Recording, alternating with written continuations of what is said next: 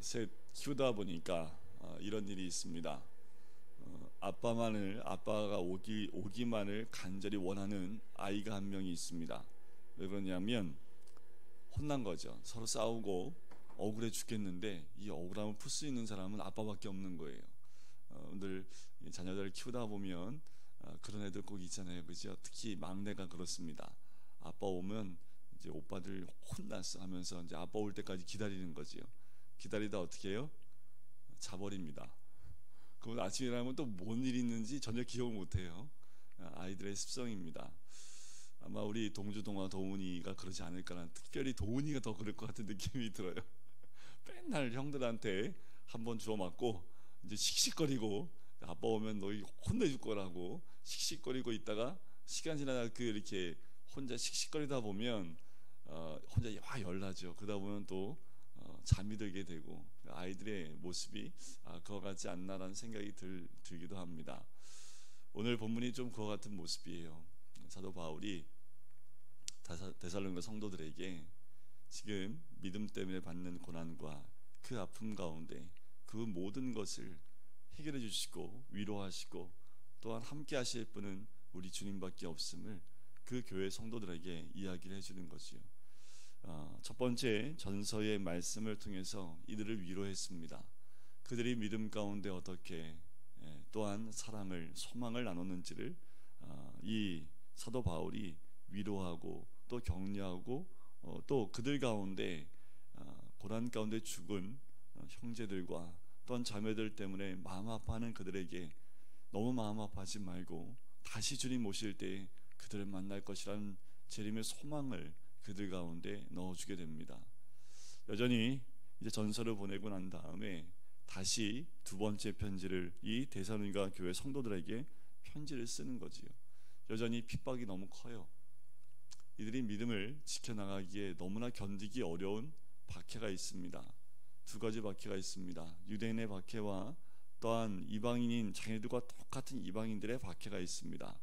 유대인의 박해는 뭐냐 하면 예수 그리스도를 믿는 이 믿음이 그들이 보기에는 유대교에서 볼 때에는 이단과 같은 거지요. 그러니까 어떻게 해요? 색깔이 좀 비슷하지만 다른 이들을 핍박하기 시작을 하고 박해하기 시작을 합니다. 아주 교묘했고 또한 예수 믿는 사람들을 잡는데 굉장히 탁월했던 사람들이 유대인들입니다. 그 어려움이 있었고 또한 동족의 어려움입니다. 이제까지 같이 살면서 우상 섬기고 같이 불의한 일을 행했고 같이 어려운 일들을 같이 그런 불의한 일들을 해내갔던 사람들이 어느 순간 무엇을 믿는다고 난 다음부터 사람이 바뀌어 버렸습니다.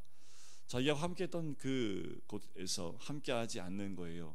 그러니까 점점 그들과 함께 있었던 모든 활동들이 끊어지기 시작을 합니다. 고립되기 시작을 합니다. 그 가운데 하나님을 섬긴다고 모이는데 이들이 보기에는 허락할 수 없고 또 납득할 수 없는 그런 모임들을 하고 있는 거지요. 이들이 그 고난 가운데 있는 거예요. 그래서 전서에서도 마찬가지지만 후서 가운데에도요, 그걸 위로하고 있고 격려하고 있는 사도 바울의 모습을 봅니다. 우리 1절 말씀을 다시 한번 볼까요? 1절 말씀에 이렇게 나와요.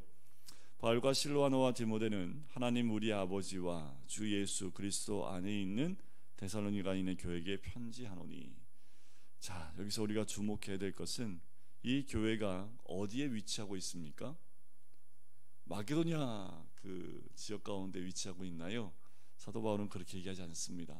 이 교회 성도들에게 이야기할 때 너희들이 있는 곳은 바로 하나님과 예수님 안에 있다 라고 이야기하고 있다라는 거지요.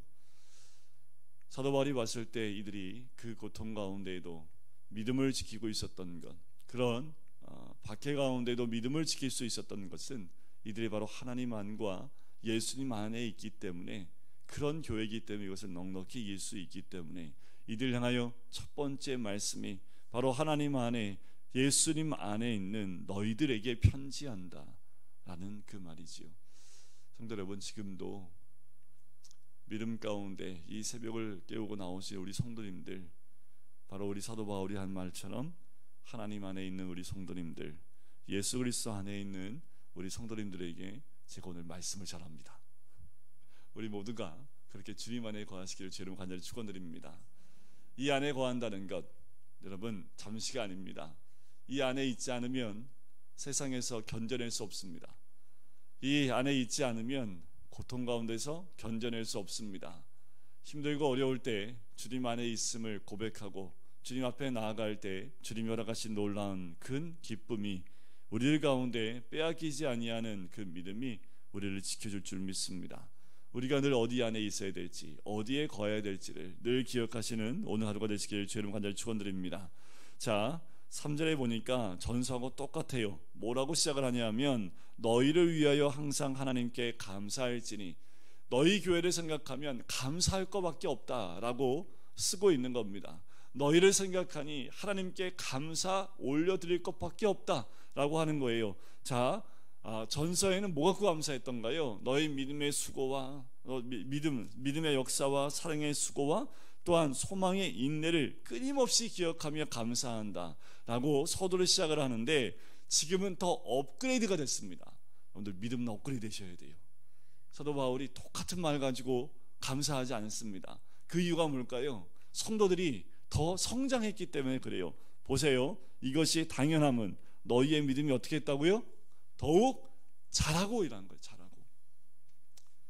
믿음의 역사 가운데 그것만 바라보는 것이 아닙니다. 너희들이 이랬지, 너희들은 저랬어 라고 그것에 감사하는 것이 아니라 이제 또다시 감사하고 있는데, 그것이 무엇이냐면 자랐다라는 거예요. 자라났다라는 겁니다. 그것에 머물러 있지 않고 성장하고 자라고 있는 그 성도들에게 대하여 감사하다라는 겁니다. 또한 무엇이 자랐던가요? 그들의 사랑이 자랐습니다. 이들이 사랑의 수고와 소망의 인내와 믿음의 역사, 그것이 이제 더욱 자라고 더 풍성해졌다라는 거지요. 이들의 신앙입니다. 이들을 바라보고 또 소리가 들려오는 것은, 또 그들의 본된 소리가 들려오고 소문이 들려오는 것은 뭐예요? 더 자라고 있는 이들의 신앙이라는 겁니다. 우리가 감사해야 될 것, 여러분 우리의 신앙의 성장입니다. 작년보다 올해가 더 성장해야 되지요. 올해보다 내년이 더 성장해야 됩니다. 이러시면 안 돼요. 땅을 파고 들어가시면 안 됩니다. 우리의 신앙이 더 뒤로 물러가는 것도 우리 주님 원치 않습니다. 히브리서 10장 말씀에 의인은 믿음으로 말미암아 살리라. 뒤로 후퇴하는 자들 우리 하나님이 기뻐하지 않는다 말씀하십니다. 신앙은 후퇴하는 것이 아니라 전진하는 거지요. 신앙은 날마다 한 발자국씩 앞으로 나가는 것이 믿음이고 신앙입니다. 그런데 이 교회 성도들은요, 믿음이 성장한 사람들입니다. 사랑이요, 이제는 수고를 떠나서 더 풍성함으로 넘쳐났다는 거지요. 전서에 보면 형제의 사랑에 관하여는 너에게 할 말이 없습니다 까지 얘기했던 교회입니다. 그런데 더 나아가서요, 각기 서로 사랑함이 더 풍성하는, 너희 교회의 사랑이 더 이상 할 말이 없어. 그런데 더 나아가서 너희 한 사람 한 사람 서로서로의 사랑함이 더욱 풍성합니다 라고까지 이야기한다는 거지요. 우리 공강교회를 향한 하나님의 고백이고 선포이기를 주의 이름으로 간절히 축원드립니다. 그러니까 어떻게 해요? 견딜 수 있는 겁니다. 이렇게 믿음이 더욱 자라니까 무엇을 견딜 수 있습니까? 모든 박해와 환난 중에서 우리가 견뎌낼 수 있는 겁니다. 사랑이 있기에 견뎌낼 수 있는 거예요. 믿음이 더욱 성장했기 때문에 견뎌낼 수 있는 겁니다. 우리가 믿음으로, 또한 주님 주신 사랑으로 풍성할 때 어떤 환경에도 넉넉히 이길 수 있는 믿음이 있을 줄 믿습니다. 이들은 그 믿음 때문에 박해의 환난 중에서 너희의 인내와 믿음으로 말미암아 하나님의 여러 교회에서 우리가 친히 자랑한다라는 거지요. 전서에도 나왔던 말씀이에요. 너희를 자랑한다라는 거지요. 믿음의 본된 교회라고 얘기합니다. 본이 될 수 있는 교회, 그리고 마게도냐와 아가야 지방의 소문난 교회라고 이야기할 정도입니다.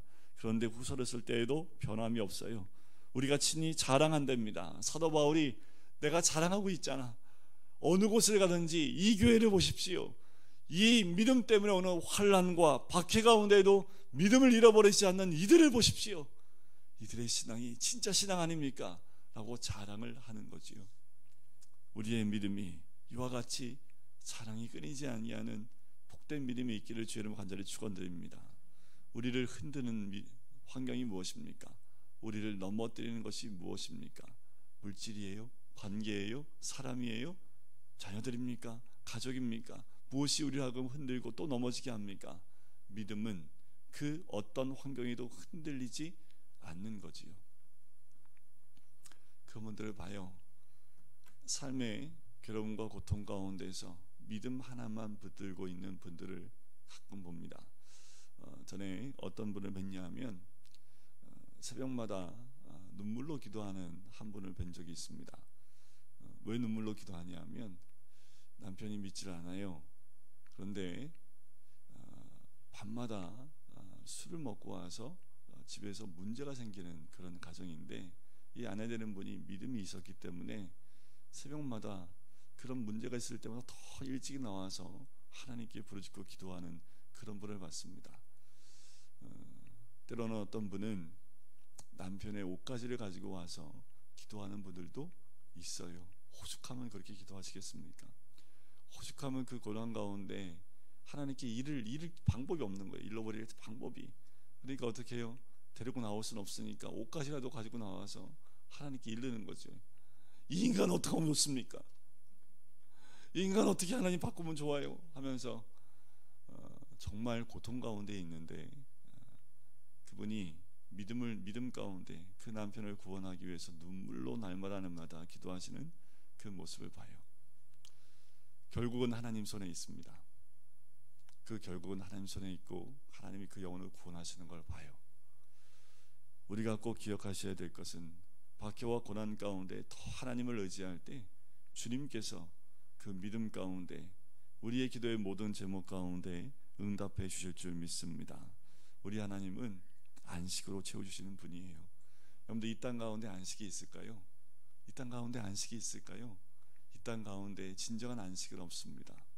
이 땅 가운데 고난과 또한 박해, 믿음 때문에 주를 위하여 내려놓고 주를 위하여 포기하는 것들, 주를 위하여 아침에 깊이 자야 되는데 이새울 깨우고 나오는 우리들, 이거 작은 거 하나하나가 모이는 것이 주를 위해서 내려놓는 거 아닙니까?